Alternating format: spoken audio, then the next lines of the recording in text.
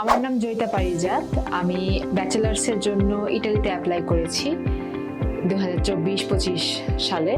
আমি অ্যাপ্লাই করেছি ভেনিসের কা ফস্কারি ইউনিভার্সিটিতে। আমাকে অনেক গাইডেন্স দিয়েছে, অনেক হেল্প করছে সব কিছুতে, এবং আমার প্রসেসিং, ডকুমেন্টস রেডি, এভরিথিংয়ে অনেক হেল্প করছে তারা আমাকে। আমার অ্যাপ্লিকেশন থেকে শুরু করে অ্যাকোমোডেশন, ইন্স্যুরেন্স, ভিসা ইন্টারভিউয়ের গ্রুমিং, যেটা এভরিথিং আমি তাদের কাছ থেকে হেল্প পেয়েছি।